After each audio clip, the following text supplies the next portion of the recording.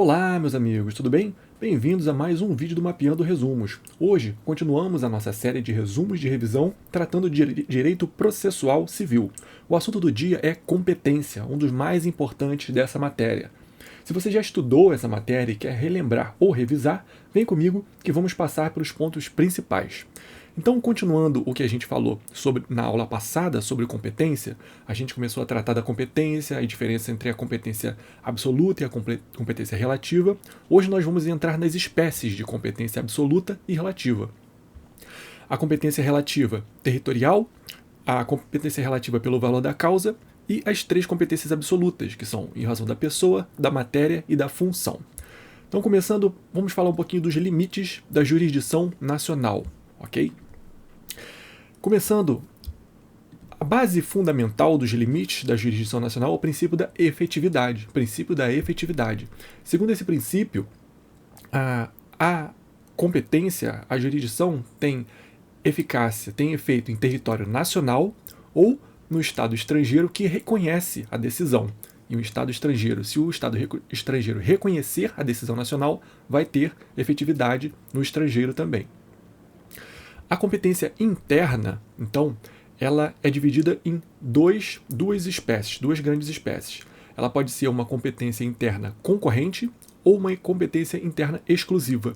Competência interna concorrente, quando o Brasil puder julgar aquela causa, mas os estados estrangeiros puderem julgar aquela causa também. A competência será exclusiva quando somente a autoridade judicial brasileira puder julgar aquela causa. Por exemplo, causas em que envolvam imóveis situados no Brasil. Então, envolvendo imóveis situados no Brasil, só a autoridade judicial brasileira vai ser competente para julgar aquela demanda. Essas hipóteses, a concorrente e a exclusiva, estão dispostas lá, a concorrente nos artigos 21 e 22 do CPC e a exclusiva no artigo 23 do CPC. Se houver litispendência internacional, o que acontece? Primeiramente, o que é a litispendência internacional? A litispendência internacional é o fenômeno que ocorre quando há, ao mesmo tempo, uma causa em trâmite no Brasil e a mesma causa em trâmite no exterior.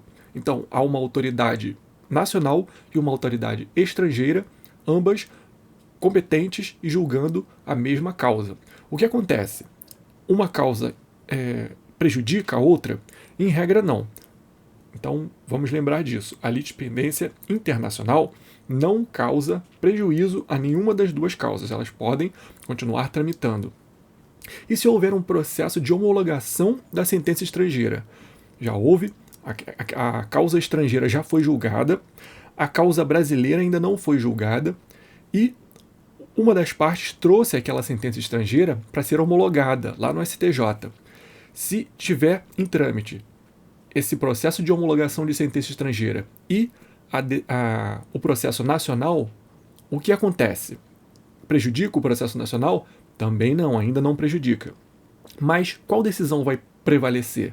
A homologação da sentença estrangeira ou a decisão no processo nacional? Aí depende de qual transitar em julgado primeiro. Se a homologação de sentença estrangeira transitar em julgado primeiro, vai valer a sentença estrangeira. O processo nacional fica prejudicado. Se a decisão no processo nacional transitar em julgado primeiro, ele prejudica a homologação da sentença estrangeira, ok? O STJ não homologa a sentença estrangeira. Então depende de quem transitar em julgado primeiro. Então vamos falar da competência relativa que mais tem detalhes, que é a competência territorial. Podem ver aqui, né, que tem muito detalhe para a gente falar. Para começar, a regra da competência territorial é o foro comum. Qual é o foro comum? Domicílio do réu. Então, a regra é essa, domicílio do réu. Quando o autor vai propor uma demanda, se não tiver nenhuma outra regra específica dizendo onde ele tem que ingressar com aquela demanda, vai ser no domicílio do réu. É a regra do foro comum, regra subsidiária para todas as demandas. E tem algumas outras regras específicas. Por exemplo, foros subsidiários ou supletivos. foro subsidiário ou supletivo. O que é isso? É aquele em que depende se o réu tem domicílio no Brasil ou não, ou o autor também tem domicílio no Brasil ou não. Em regra, será o domicílio do réu. Se o réu não tiver residência no Brasil, será o domicílio do autor. Se o autor também residir fora do país, será qualquer foro no Brasil, qualquer um. Então, aqui, isso é chamado de foros subsidiários ou foros supletivos. Competência concorrente. O que é a competência chamada competência concorrente? É a competência da execução fiscal. A execução fiscal vai poder ser ingressada tanto no domicílio do réu ou onde ele for encontrado.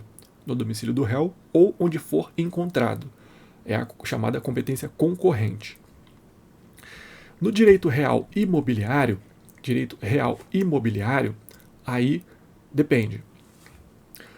Em regra, vai ser o local do imóvel, onde está localizado o imóvel, ou o domicílio do réu, ou aquele disposto no contrato.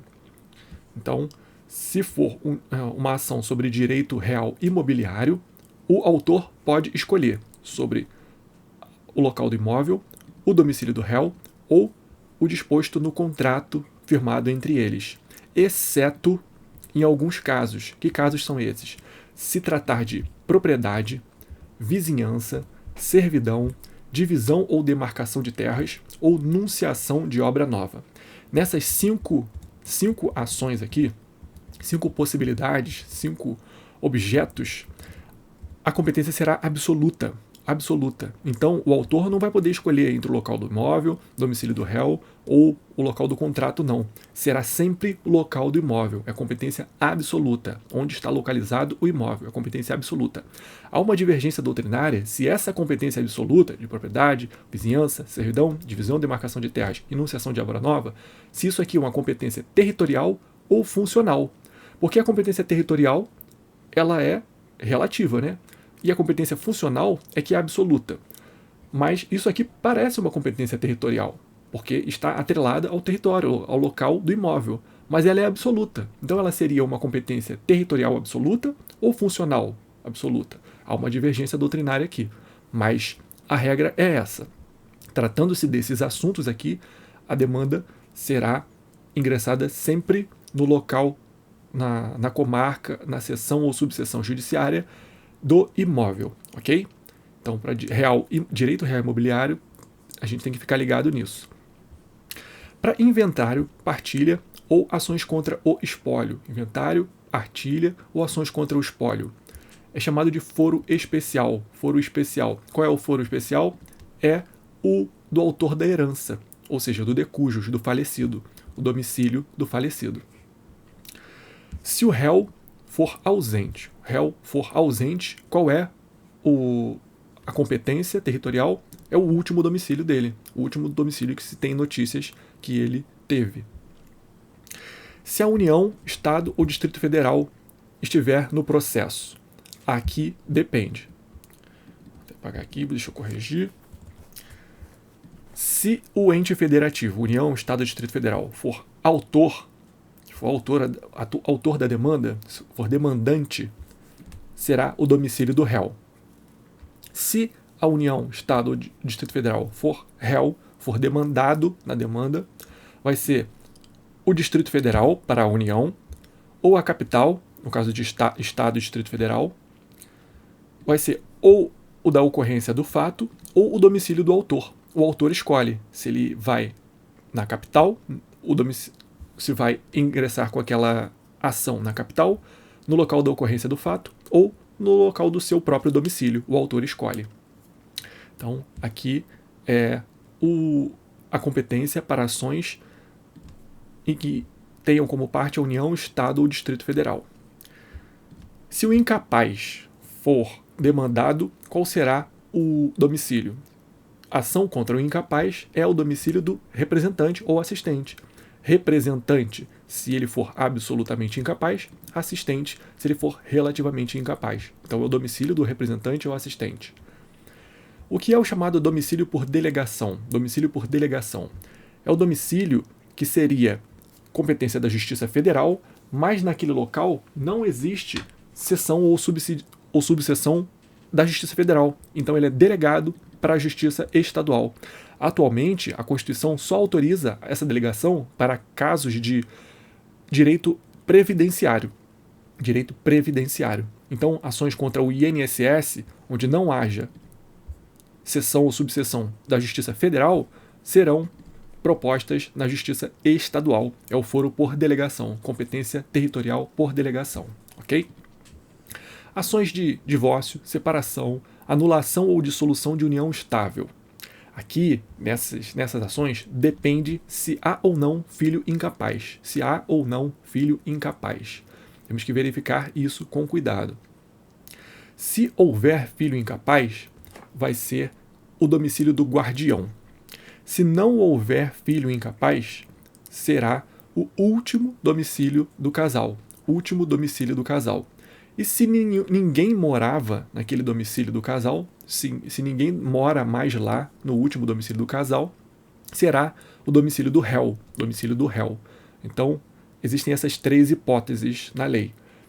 Se houver filho incapaz, o domicílio do guardião. Se não houver filho incapaz, o último domicílio do casal. E se não houver filho incapaz e ninguém morar lá no último domicílio do casal, vai ser o domicílio do réu. A lei acrescentou mais uma hipótese, que é a hipótese de violência doméstica contra a mulher. Violência doméstica contra a mulher.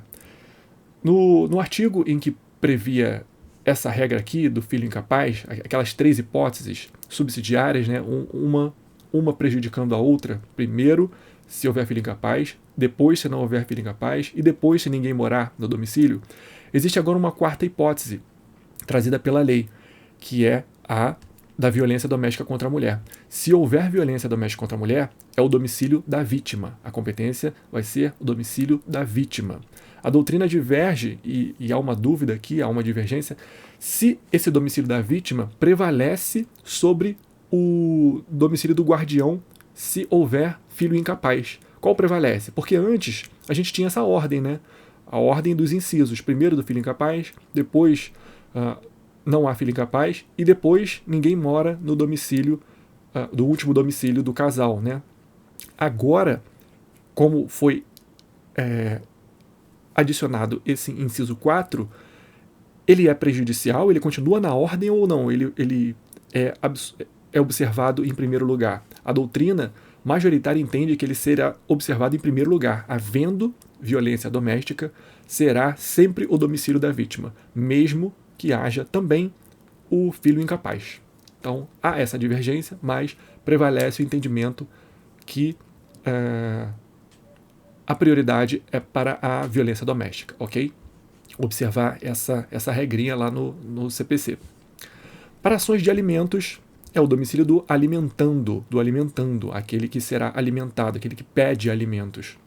A doutrina também adiciona aqui, se o alimentando, se for oferecido alimentos, não só se ele pede alimentos, mas a doutrina acrescenta, se for oferecidos alimentos ao alimentando, também será o domicílio dele, o domicílio do alimentando.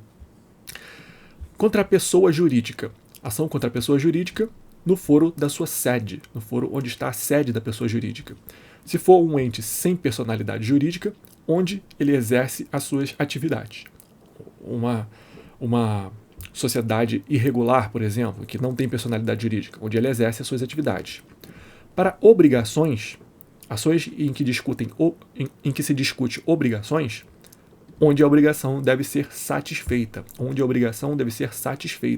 É diferente da regrinha lá da LINDB, da Lei de Introdução às Normas do Direito Brasileiro, que prevê onde o contrato foi firmado. Aqui no CPC, para competência sobre ações que discutem obrigações, é onde a obrigação deve ser satisfeita.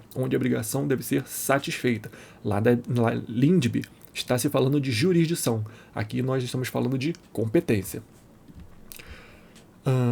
Ações em que envolvam idosos.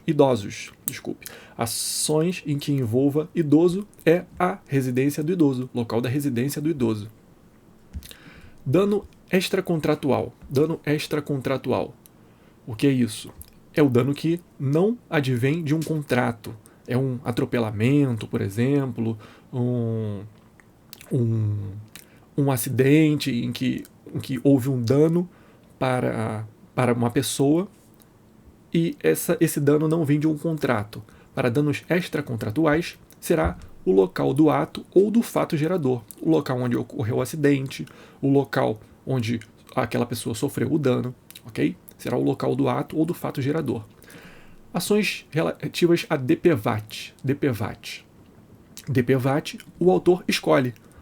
O autor escolhe entre o foro comum, o domicílio do autor, o local da ocorrência. Lembrando que o foro comum é o domicílio do réu. Então o autor vai poder escolher em ações relativas ao DPVAT, por exemplo, ok? Então essas são as principais competências relativas territoriais.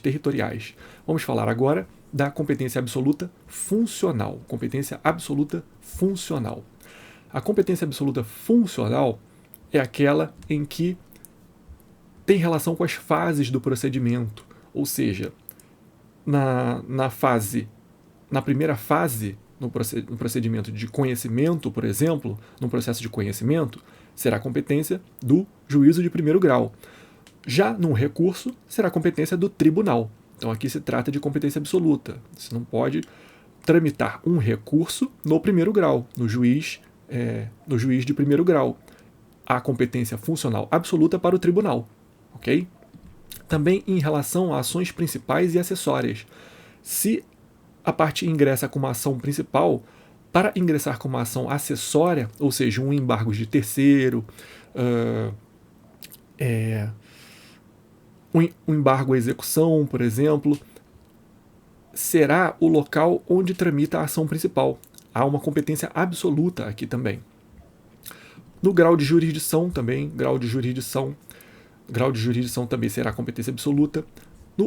Quanto ao objeto do juízo também, por exemplo, declaração incidental de inconstitucionalidade. Declaração incidental de inconstitucionalidade também será a competência absoluta. Competência absoluta. Pelas fases do procedimento, a gente também pode exemplificar a competência absoluta do juízo para liquidar a sentença por ele proferida, para liquidar a sentença por ele mesmo proferida, salvo liquidação individual de sentença coletiva. Liquidação individual de sentença coletiva não entra nessa regra aqui, ok? Então, pela fase do procedimento, a gente pode dar esse exemplo. Competência absoluta do juízo para liquidar a sentença por ele mesmo proferida. Observa aqui as ações coletivas. Aqui é importante a gente fazer essa observação. Nas ações coletivas, também temos competências absolutas funcionais. No Estatuto do Idoso, nós temos o domicílio do idoso, ação coletiva do idoso será, relativo ao idoso, será o domicílio do idoso. No ECA, o local do ato ou da omissão, que está prejudicando a criança ou adolescente. Mas, em regra, se não houver regra específica, será o local do dano para as ações coletivas, ok? Lembrar que nas ações coletivas temos competência absoluta e são essas regras aqui. A competência absoluta em relação da matéria. Competência absoluta em relação à matéria. Iniciando, a gente pode tratar da competência em razão da natureza da causa. A competência material é aquela relativa à natureza da causa, ou seja, o objeto da demanda. Pode ser na justiça comum ou na justiça especial. Justiça comum, no juiz estadual, o juiz federal, juízo estadual, o juízo federal, e justiça especial são aquelas três conhecidas, né? Eleitoral, militar ou trabalhista. Essas três são juízo especial, justiça especial. As duas, justiça federal e justiça estadual, é a chamada justiça comum. Então, definir se é uma ou outra será competência absoluta, em razão da matéria. Não pode tramitar um processo eleitoral na justiça federal, um processo eleitoral na justiça estadual comum, um processo trabalhista na justiça militar. Isso será uma violação de competência absoluta. Absoluta.